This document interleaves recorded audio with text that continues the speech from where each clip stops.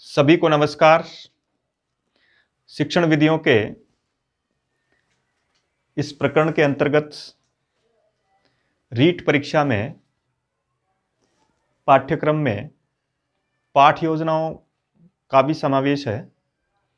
इसलिए जो भी सिलेबस के बिंदु हैं उनको सभी के आधार पर 15 क्वेश्चन शिक्षण विधियों से संबंधित है। तो उनमें हम हर टॉपिक को, जो टॉपिक हमारे पाठ्यक्रम में दिया हुआ है, प्रत्येक टॉपिक को क्लियर करें।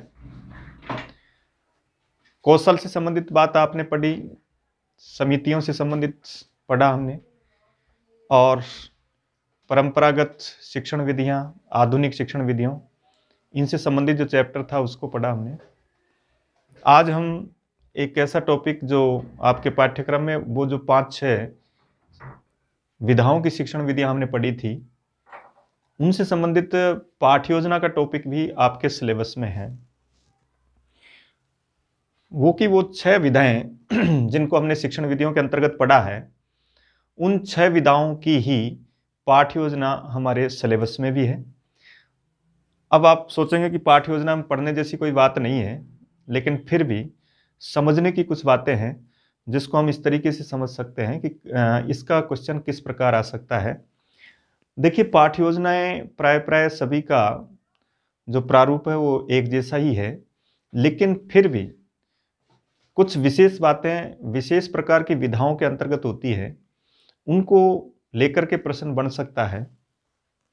जैसे विचार विश्लेषण प्रश्नों की बात है, अवबोध प्रश्नों की बात है, और इसके साथ साथ मौन वाचन की बात है, उसी के अनुसार सस्वर वाचन की बात है, सौंदर्यानुभूति प्रश्नों की बात है। तो इस तरह के प्रश्नों में हम एक निश्चित विधा को उत्तर के रूप में भर सकते हैं और उसके रूप में ही प्रश्न पुटअप किया जाता है। तो देखिए, सभी पाठ योजनाओं में, सभी प्रकार की विधाओं की पाठ योजनाओं में जो विशेष बात है, जहां जाकर के कुछ परिवर्तन मिलता है, उनके बारे में विशेष ध्यान रखना है। बाकी तो सब सामान्य रूप से जो क्रम है, उस क्रम को भी आपको याद रखना है। तो देखिए, सबसे पहले मैं आपको गद्य पाठ योजना के जो बिंदु हैं उनके बारे में अध्ययन कर रहे हैं कि किस प्रकार के उनके बिंदुओं को हमको उत्तर के रूप में भरना है।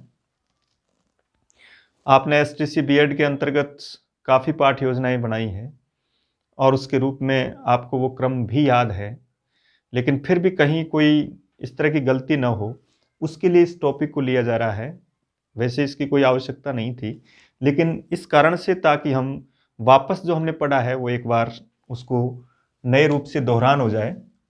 देखिए, पाठ योजनाओं को के बारे में जो प्रश्न है उनको इस तरीके से पढ़े हम। सबसे पहले सामान्य बिंदु होते हैं।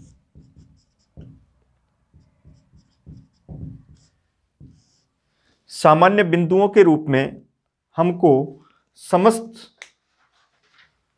जो पाठ योजनाएं हैं, ये बिंदु सभी में समान रहेगा और उसके आधार पर हमको उसका उत्तर ये देना है। सामान्य बिंदु में हम कक्षा है, कालांश है, विषय है, प्रकरण है, विद्यालय का नाम है, ये सब बिंदु हम सामान्य बिंदु के रूप में लेते हैं। इसमें जो प्रकरण का नाम होता है वो प्रारंभ में पाठ योजना, जब पाठ योजना प्रारंभ की जाती है, पाठ प्रारंभ किया जाता है, तो उसके अंतर्गत एक बिंदु ऐसा है जिसको हम पाठ प्रारंभ करने से पहले, यानी प्रस्तावना से पहले, उसको नहीं लिखते हैं, और वो है प्रकरण का नाम। तो एक क्वेश्चन इस सामान्य बिंदु में भी ये बनता है कि पाठ योजना के अंतर्गत सामान्य बिंदुओं में कौन सा बिंदु उद्देश्य कथन के बाद अंकित किया जाता है, या कौन सा बिंदु प्रारंभ में अंकित नहीं किया जाता है। 2-3 तरीके से उत्तर हो जाएंगे। कौन सा बिंदु प्रस्तावना के पश्चात अंकित किया जाता है। तो 3 क्वेश्चन सामान्य बिंदु वाले टॉपिक में आपके हो जाएंगे, जहाँ और सामान्य जो जानकारियां हैं वो हमको पहले लिख देनी है, लेकिन प्रकरण का जो नाम है वो प्रकरण का नाम हम प्रस्तावना करके और जब उद्देश्य कथन करते हैं तब उसका नामांकन किया जाता है। इसके बाद तो सामान्य बिंदु में ये 5-6 बातें होती है। इसके बाद नंबर 2 पर जैसे ही हम पाठ प्रारंभ करेंगे, ये बिंदु ऐसे हैं जो समस्त पाठ योजनाओं में प्राय समान होंगे, तो उनमें जो समान हैं उनको तो एक साथ पढ़ लें, और जो विशेष हैं जो चेंज हो जाते हैं उनको अलग अलग पढ़ेंगे। सामान्य बिंदु के बाद में उद्देश्य है। अब देखिए, एक सामान्य उद्देश्य होते हैं और एक विशिष्ट उद्देश्य होते हैं। यहां भी आप याद रखें, उद्देश्य वाले चैप्टर को 2 भागों में बांटा गया, एक सामान्य उद्देश्य और एक विशिष्ट उद्देश्य। सामान्य उद्देश्य भाषागत होते हैं और ये विषय वस्तु से संबंधित होते हैं। देखिए, 3 क्वेश्चन यहां विशेष बन रहे हैं। सामान्य बिंदु का पहला प्रश्न था कि प्रकरण सबसे बाद में अंकन किया जाएगा इनमें, और दूसरा जो बिंदु है पाठ योजना का, जिस पाठ को हम पढ़ा रहे हैं उसके लिए सामान्य बिंदु के पश्चात एक शिक्षक को उसके उद्देश्य निर्धारित करने होते हैं कि इस पाठ को पढ़ाने पर छात्रों को क्या उपलब्धि होगी, इस प्रकार का हम उनको क्या उपलब्ध करवाना चाहते हैं, इस तरह के उद्देश्य निर्धारित करते हैं। तो वो उनको 2 भागों में बांटा गया, एक को कहा गया सामान्य उद्देश्य और एक को कहा गया विशिष्ट उद्देश्य। सामान्य उद्देश्य जिस विषय को, जिस भाषा को हम पढ़ा रहे हैं, तो वो संस्कृत, अंग्रेजी, हिंदी के अंतर्गत वहाँ भाषागत उद्देश्य के रूप में माने जाएंगे। जैसे मान लो प्रश्न आता है कि किसी भी गद्य पाठ के अंतर्गत छात्र भाषा का ज्ञान प्राप्त कर सकेंगे, ये उद्देश्य किस प्रकार का उद्देश्य है, तो ये सामान्य उद्देश्य कहलाएगा। और हम उस टॉपिक विशेष के बारे में बात करते हैं, तो वहाँ जो टॉपिक है उस टॉपिक का कोई उद्देश्य निर्धारित किया जा रहा है तो वो विशिष्ट उद्देश्य की श्रेणी में आएगा। इस प्रकार से हम सामान्य उद्देश्य और विशिष्ट उद्देश्य, ये प्राय सभी प्रकार की पाठ्य योजनाओं में यहाँ तक कॉमन होता है। तो 3 क्वेश्चन विशेष रूप से याद रखें। यहाँ भी कई बार हमको सामान्य रूप से याद रहते हैं कि सामान्य उद्देश्य यह है, विशिष्ट उद्देश्य यह है, लेकिन उनको याद रखें कि जहाँ पर भाषागत और विषय वस्तु, तो अब इसमें 5-6 रूप में विभाजित हो जाते हैं। ज्ञान है, अवबोध है, ज्ञानोपयोग है, कौशल है, अभिवृत्ति है, अभिरुचि है। इनके संदर्भ में हम दोनों प्रकार के उद्देश्यों को निर्धारित करते हैं। इसलिए ये उद्देश्य उनके आधार पर यहाँ 2 भागों में बांटे गए, पहला सामान्य उद्देश्य और दूसरा विशिष्ट। जैसा कि नाम से स्पष्ट है, विशिष्ट का मतलब कोई विशेष टॉपिक से संबंधित, सामान्य का मतलब समानता से रूप में, जहाँ सभी पाठों के लिए एक सामान्य उद्देश्य रहेंगे भाषागत के रूप में। तो इस तरीके से ये दूसरे बिंदु के रूप में आपको ये तैयार करना है। इसके बाद तीसरा जो टॉपिक आता है आपका गद्य पाठ योजना में, सामान्य बिंदु, सामान्य उद्देश्य, विशिष्ट उद्देश्य, और इसके बाद सहायक सामग्री, अधिगम सामग्री या सहायक सामग्री या सहायक उपकरणानी, इस तरह का टॉपिक, इस तरह का बिंदु गद्य पाठ योजना का इसके पश्चात आएगा। जैसे ही हमको पाठ में लगेगा कि इस पाठ के लिए क्या क्या अधिगम सामग्री हो सकती है, कौन कौन सी हमको दृश्य सामग्री की आवश्यकता है, इसके लिए कौन सी श्रव्य दृश्य की आवश्यकता है, कौन सी केवल दृश्य की या केवल श्रव्य की आवश्यकता है, उनसे संबंधित सामग्रियों का इसमें वर्णन किया जाता है। इस पाठ को पढ़ाने के लिए हमको इन सामग्रियों की आवश्यकता होगी। इसके बाद देखिए अगला बिंदु आता है उसमें पूर्व ज्ञान, पूर्व ज्ञानम। तो देखिए जैसे ही हमने हमारे पाठ के लिए उद्देश्य निर्धारित कर दिया कि इस पाठ को पढ़ाने से मैं छात्रों में इस उद्देश्य की पूर्ति करना चाहता हूँ, और फिर मैंने कहा कि इस पाठ को पढ़ाने के लिए मुझे किन किन सामग्रियों की आवश्यकता पड़ेगी ताकि इस विषय वस्तु को मैं अच्छी तरीके से छात्रों के समक्ष संप्रेषित कर सकूं। तो उसके लिए हमको अधिगम सामग्री निर्धारित करनी होती है। पाठ योजना पाठ पढ़ाने से पहले बनानी है और उससे हमको पता रहेगा कि इस पाठ में इन इन सामग्रियों की आवश्यकता रहेगी।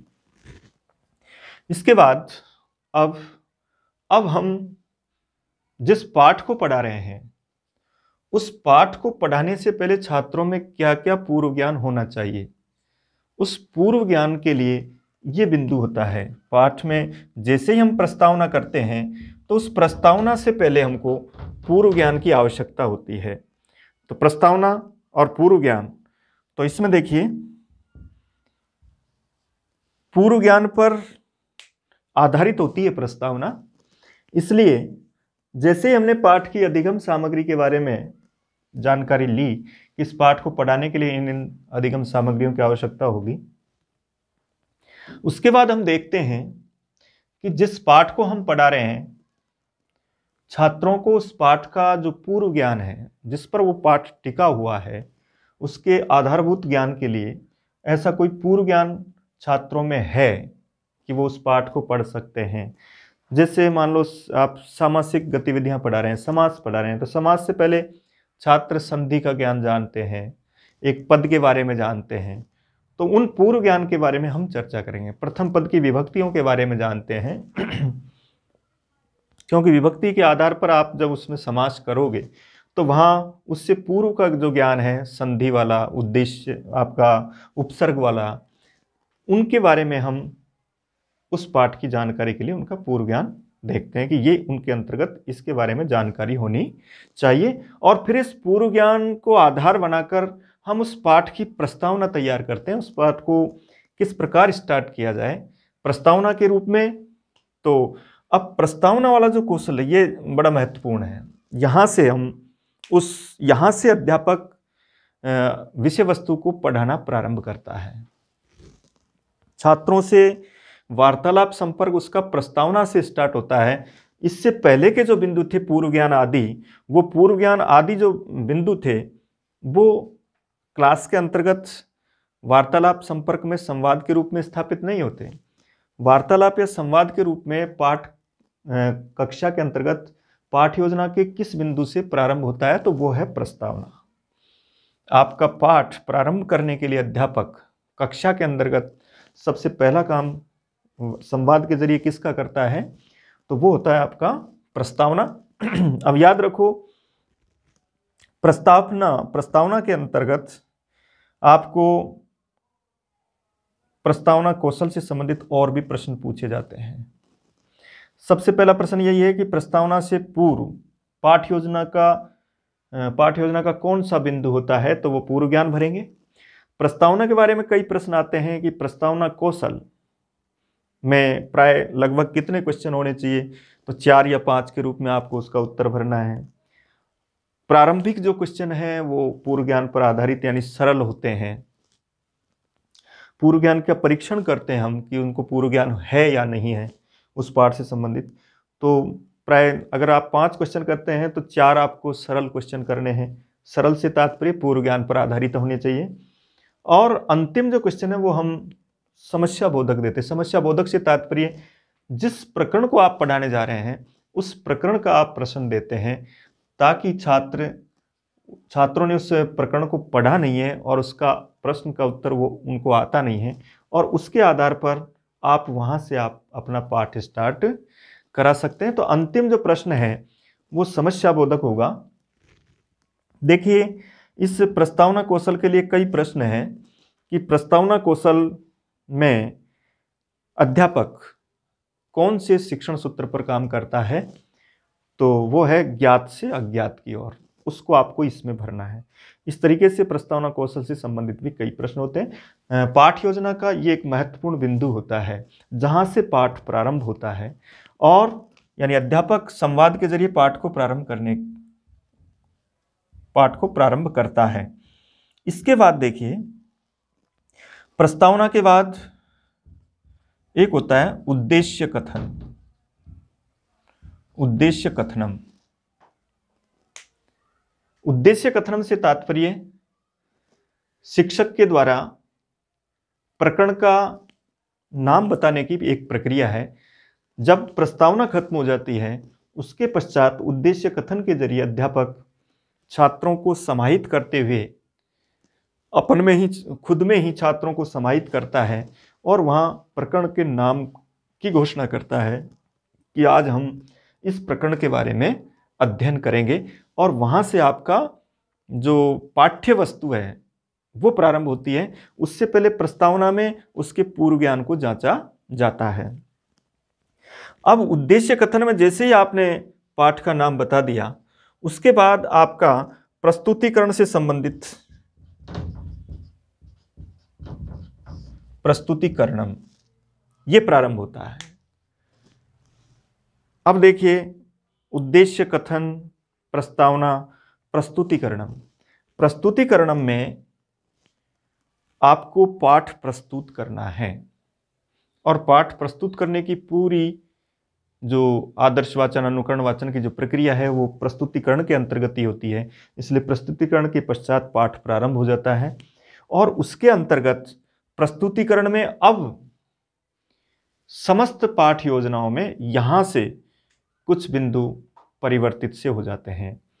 प्रस्तुतिकरण में एक और होता है पाठ प्रवर्धनम नाम भी होता है, पाठ को आगे बढ़ाना, इसके रूप में भी इसको कहा जा सकता है।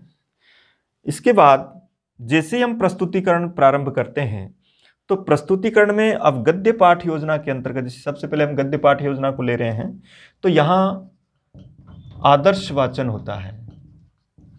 आदर्श वाचन गद्य के पाठ को पढ़ाने के लिए अध्यापक प्रस्तावना निकालने के पश्चात, पाठ का नामकरण करने के पश्चात पाठ को जब प्रस्तुत करता है, प्रस्तुत करने के लिए सबसे पहला बिंदु होता है आदर्श वाचनम।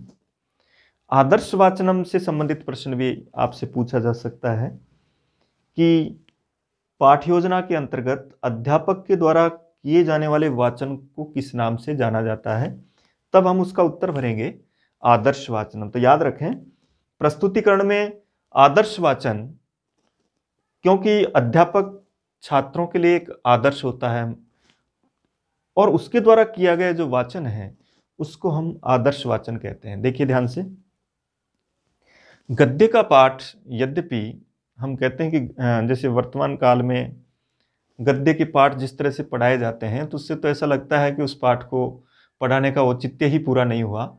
जिस तरीके से पाठ की एक रीडिंग मात्र होती है अध्यापक के द्वारा और छात्र भी उसको उसी रूप में पढ़ जाते हैं, वहाँ उसके पश्चात उस पर कोई और अन्य बिंदुओं को नहीं देखा जाता है, इसलिए वो एक तरह से पूर्ण रूप से पाठ योजना के रूप में उस पाठ को नहीं पढ़ाया जाता है।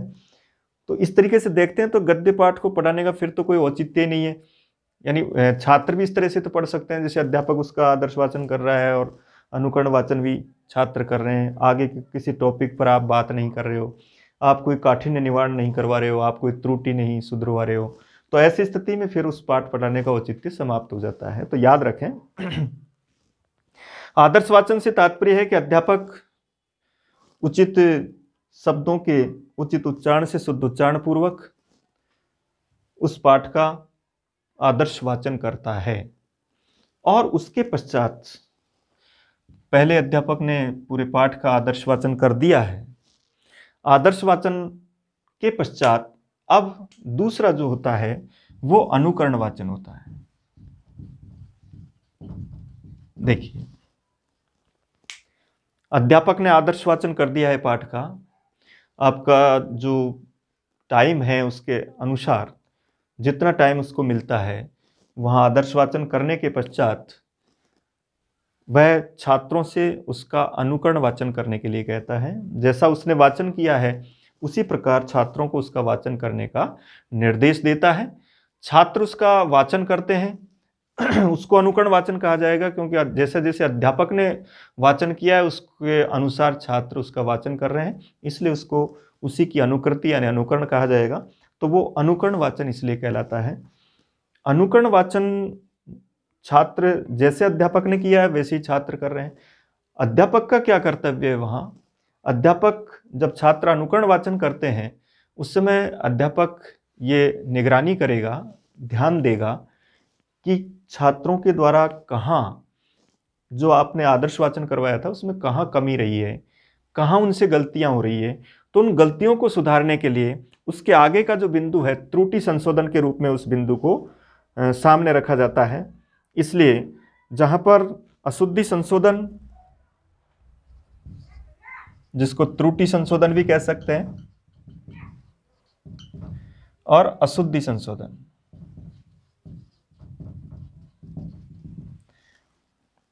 अध्यापक ने आदर्श वाचन किया, छात्रों से अनुकरण वाचन करवाया। अनुकरण वाचन के समय अध्यापक ने देखा कि छात्र किस किस शब्द को अशुद्ध बोल रहे हैं, कहाँ पर उनसे गलती हो रही है, तो वो उस त्रुटि का संशोधन करवाता है। ये अनुकरण वाचन के समय ध्यान देने की बात है कि उसने जो अनुकरण वाचन किया है उस अनुकरण वाचन में कहाँ कहाँ उन्होंने गलतियां की है, उन गलतियों को वो सुधरवाता है, यानी त्रुटि संशोधन करता है, अशुद्धि संशोधन करता है। तो एक बार अध्यापक ने उस पाठ को पढ़ लिया और उस पाठ को छात्रों ने भी पढ़ लिया, तो अब ऐसी स्थिति में वहां अब जो इसके बाद का जो बिंदु है वो सबसे महत्वपूर्ण बिंदु है, और वह है काठिन्य निवारण।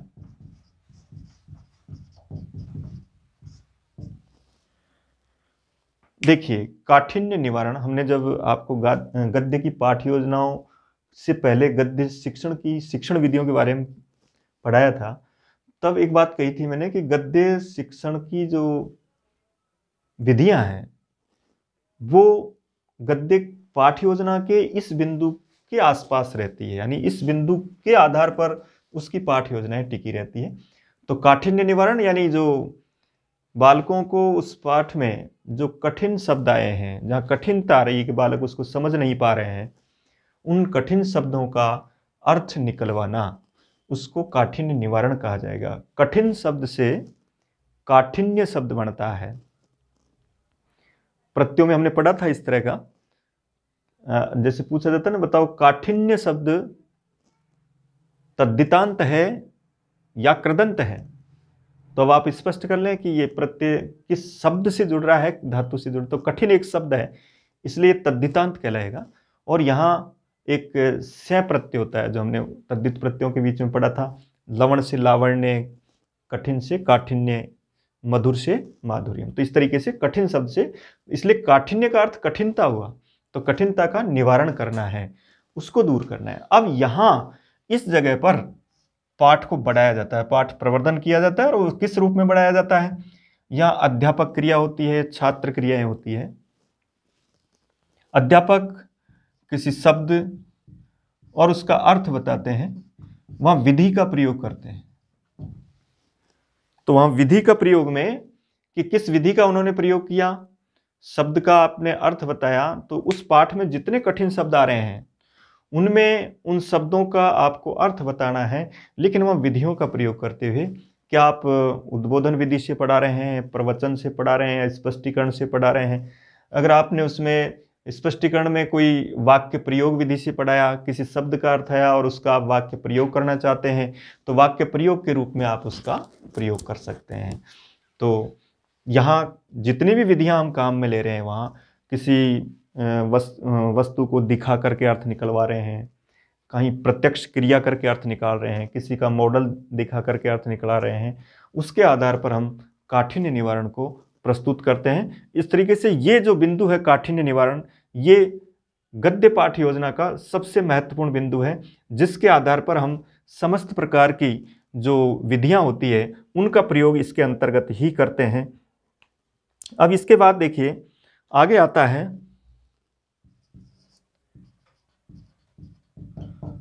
अवबोध प्रश्न। अवबोध प्रश्न और एक होते हैं विचार विश्लेषण प्रश्न। दो प्रकार के प्रश्न इसमें आएंगे।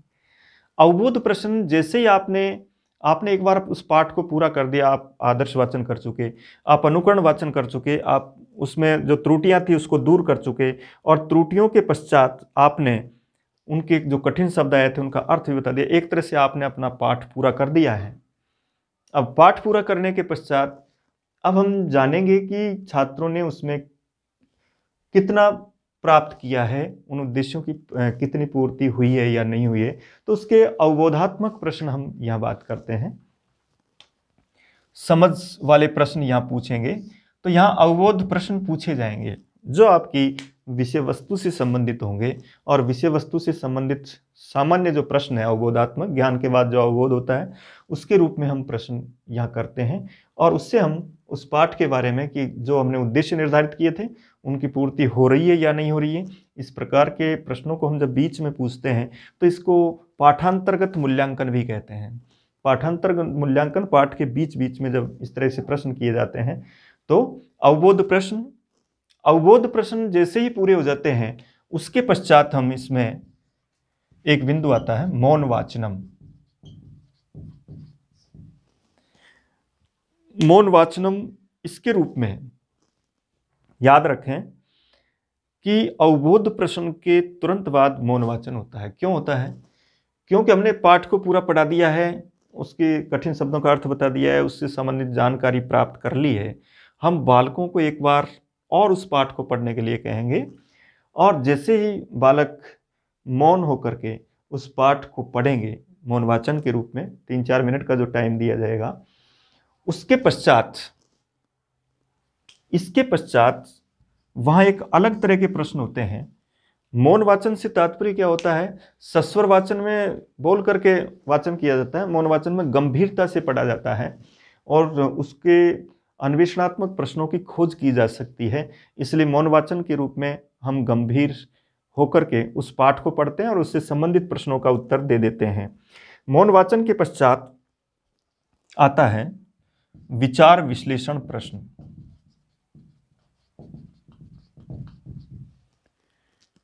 देखिए ध्यान से, अवबोध और विचार विश्लेषण प्रश्न के बीच में मौन वाचन जरूरी है गद्य पाठ योजना में, क्योंकि अब हम ऐसे प्रश्न करेंगे जिन पर छात्रों को विचार भी करना है। विचार विश्लेषण प्रश्न और विचारात्मक प्रश्न कब कर सकते हैं हम? कब पूछ? जब बालकों ने उसका गहन अध्ययन कर लिया है। और गहन अध्ययन किस वाचन के तहत होता है? वो वाचन होता है आपका मौन वाचन। तो मौन वाचन के रूप में, और इसके पश्चात अब ये पाठ एक तरह से पूरा हो गया, उसके समस्त प्रश्न भी कर दिए। अब हम उसमें एक सार के रूप में, एक दोबारा सार कथन कहते हैं।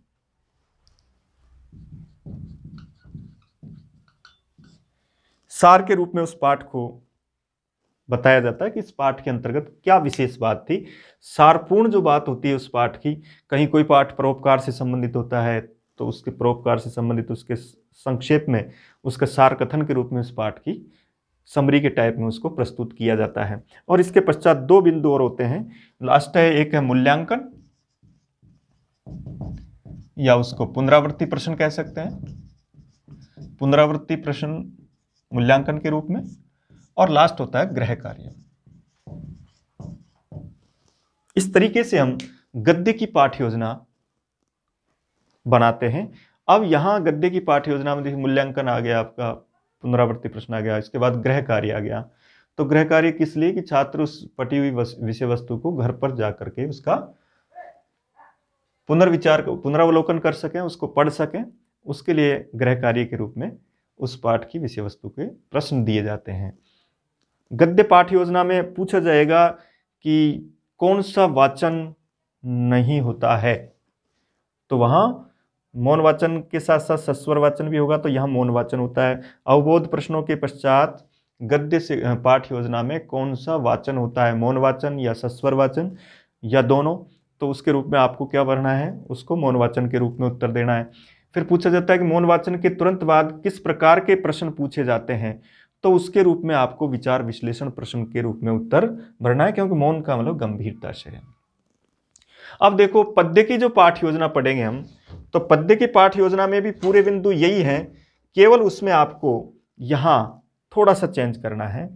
एक तो ये जो मौन वाचन है आपका, ये सस्वर वाचन में बदल जाएगा, ये ध्यान रखना है। एक ये जो विचार विश्लेषण प्रश्न है, ये आपका सौंदर्यानुभूति प्रश्न हो जाएगा, सौंदर्यानुभूति प्रश्न हो जाएगा। और एक जो आपका ये पाठ प्रवर्धन जैसे हम कर रहे थे, तो वहां इसका जो आपका आदर्श वाचन है, आदर्श के बाद अनुकरण वाचन है, और अनुकरण वाचन के रूप में जैसे ही ये प्रयोग होता है तो वहाँ एक दंडान्वय या खंडान्वय विधि के द्वारा उस पद्य के अन्वय की स्थिति की जाती है। तो वहाँ जैसे ही आदर्श अनुकरण वाचन, त्रुटि संशोधन, अशुद्धि संशोधन का जो आपका बिंदु पूरा होता है काठिन्य निवारण के पश्चात, तो वहाँ फिर हम इस पाठ को और आगे बढ़ाते हैं। आगे बढ़ाने से तात्पर्य उसका हम अन्वय कराते हैं, क्योंकि पद्य में अन्वय जरूरी है, और अन्वय के रूप में पद्य पाठ योजनाओं की दो विधियां महत्वपूर्ण होती है, एक दंडान्वय विधि और एक खंडान्वय विधि। लेकिन पद्य के दृष्टिकोण से खंडान्वय विधि को ज़्यादा महत्व दिया जाता है, ज़्यादा श्रेष्ठ मानी जाती है, तो उससे संबंधित हम प्रश्न कर सकते हैं इसके पश्चात, और फिर पाठ को इसी तरह से आगे बढ़ाया जाता है। वहाँ इस तरह के प्रश्न हम इसमें करते हैं, उसी तरह के प्रश्न। लेकिन मेन जो जहाँ पर चेंज करना है हमको, दो विशेष बातें हैं उसमें। एक आपका विचार विश्लेषण नहीं होगा, उसकी जगह सौंदर्यानुभूति प्रश्न होंगे। एक मौन वाचन नहीं होगा, वहाँ उस जगह आपको सस्वर वाचन करना है, पुनः सस्वर वाचन के रूप में, क्योंकि अनुकरण भी एक तरह से सस्वर होता है वहाँ भी। इस तरीके से हम इसको दोनों की गद्य पाठ योजना और पद्य पाठ योजना को हम पढ़ सकते हैं। तो इसके रूप में हम दोनों की पाठ योजना करें। इसी तरह से अन्य जो पाठ योजना उनके भी ये सामान्य बिंदु तो एक जैसे होते हैं। गद्य और पद्य पाठ योजना की तरह है व्याकरण की पाठ योजना, और इसी तरह अनुवाद की पाठ योजना। व्याकरण और अनुवाद की पाठ योजना प्राय समान होती है। उसमें हम इस तरीके से देखें कि वहाँ यहाँ तक के समस्त बिंदु एक जैसे होते हैं, प्रस्तुतिकरण से आगे थोड़ा सा चेंज किया जाता है उनमें। यहाँ तक के समस्त बिंदुओं को इस तरीके से याद रखना आपको, ये एक क्रम होगा। प्रस्तुतिकरण में, व्याकरण में आपको ये बिंदु महत्वपूर्ण याद रखना है। सबसे पहले अध्यापक जब प्रस्तुत करता है किसी व्याकरण की पाठ योजना को, तो वहाँ उससे संबंधित कुछ उदाहरण श्यामपट्ट पर अंकित करता है व्याकरण की पाठ योजना में और अनुवाद की पाठ योजना के अंतर्गत। तो उस व्याकरण और अनुवाद की पाठ योजना के अंतर्गत एक इसमें दो महत्वपूर्ण बिंदु आएंगे इसके बाद। एक होगा सामान्यीकरणम, और एक होता है नियम निर्धारणम।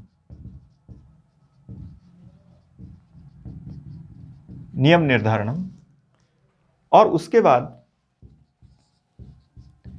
प्रयोग और अभ्यास। ये आपको अनुवाद या व्याकरण की पाठ योजनाओं में इन बिंदुओं पर ध्यान रखना है, क्योंकि ये बिंदु जैसे पूछा जाए कि बताओ सामान्यीकरणम किस पाठ योजना का बिंदु होता है, तो वहां आपको अनुवाद पाठ योजना और व्याकरण पाठ योजना उसमें उत्तर भरना है। व्याकरण पाठ योजना के पश्चात जितने भी यहाँ कोई वाक्य वो प्रस्तुत करता है, क्योंकि यहाँ जैसे प्रस्तुतिकरण स्टार्ट होता है अनुवाद का और इसका गद्य का, उसमें यहाँ कुछ वाक्य दिए जाते हैं। जैसे अनुवाद है तो वाक्य दिए जाएंगे, और जहाँ व्याकरण की कोई पाठ योजना किसी प्रत्यय से संबंधित है तब उसके सामान्य उदाहरण प्रस्तुत किए जाते हैं। उनके पश्चात उदाहरणों को बताते हुए लास्ट में एक बिंदु आता है सामान्यीकरण का, जिसमें ये पूछा जाता है कि अमुक प्रत्यय किस अर्थ में होता है। इस तरह का एक प्रश्न होता है।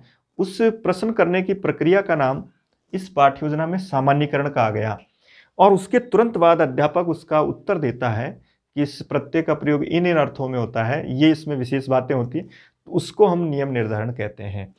और जैसे आपने सामान्यीकरण का बिंदु प्रारंभ किया, नियम निर्धारण आपने बताया कि इस तरीके से आप इस प्रत्यय को कर सकते हैं। उसके पश्चात फिर हम और प्रयोग अभ्यास के लिए देते हैं। इसलिए प्रयोग और अभ्यास का बिंदु भी आपको व्याकरण की पाठ योजना में देना है। इस प्रकार के बिंदुओं के आधार पर आप पाठ योजना के प्रश्न को गलत नहीं कर सकते, उसके समस्त प्रश्नों का आप उत्तर दे सकते हैं। 4 पाठ योजना आप इस तरीके से करें।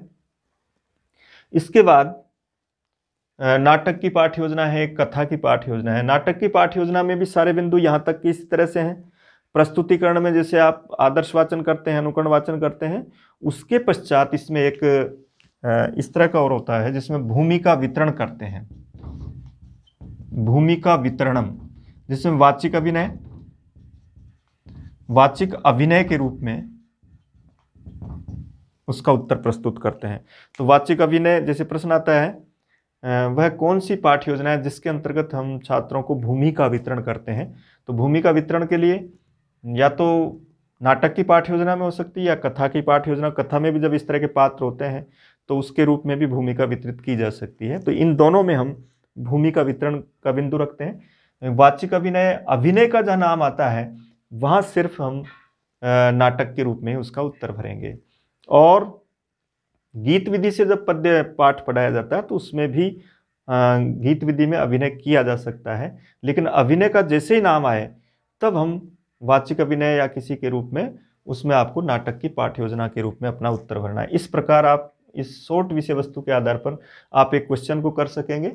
जो पाठ्य योजनाओं से संबंधित जो प्रश्न आएगा आपका, कोई सा भी प्रश्न हो, एक इनका क्रम याद रखें हम कि कौन सी पाठ्य योजना में कौन से बिंदु के पश्चात कौन सा बिंदु आ रहा है और कहाँ तक समस्त पाठ्य योजनाएं प्राय समान होती है। कौन सा ऐसा बिंदु है जिसमें जाकर के पाठ्य योजनाएं अपना रूप अलग अलग कर लेती है, तो वहाँ प्रस्तुतिकरण के पश्चात सभी में चेंज हो जाता है। किसी के अंतर्गत हम उदाहरण प्रस्तुत करते हैं, किसी के अंतर्गत हम आदर्श वाचन के रूप में प्रयोग करते हैं, और उसके पश्चात जैसे ही पाठ को आगे बढ़ाया जाता है। पाठ प्रवर्धन से क्या तात्पर्य है? पाठ प्रवर्धन का मतलब पाठ का मध्य एक जगह जहाँ वापस चेंज आ जाता है, पाठ को बढ़ाया जाता है, उसके लिए पाठ प्रवर्धन काठिन्य निवारण के तुरंत पश्चात इस बिंदु को हम समाहित कर सकते हैं प्रत्येक पाठ्य योजना के अंतर्गत। ज़्यादातर अब तक के जो प्रश्न पूछे गए पाठ्य योजनाओं से संबंधित, वो इनसे संबंधित ज़्यादा पूछे गए हैं कि विचार विश्लेषण प्रश्न, अवबोध प्रश्न कब किए जाते हैं, विचार विश्लेषण प्रश्न कौन सी पाठ्य योजना में किए जाते हैं, सौंदर्यानुभूति प्रश्न कौन सी पाठ्य योजना में किया जाता है, मौन वाचन किस पाठ्य योजना में नहीं होता है, सस्वर वाचन को किस पाठ्य योजना में ज़्यादा महत्व दिया जाता है। ऐसे प्रश्न ज़्यादा पूछे जाते हैं। इन प्रश्नों के आधार पर हम गद्य, पद्य, नाटक, व्याकरण, कथा और अनुवाद, इन 6 पाठ्य योजनाओं के प्रत्येक बिंदु को याद रखें और उसमें होने वाले परिवर्तन को याद रखें। धन्यवाद। कल हम दूसरे किसी टॉपिक पर फिर बात करेंगे।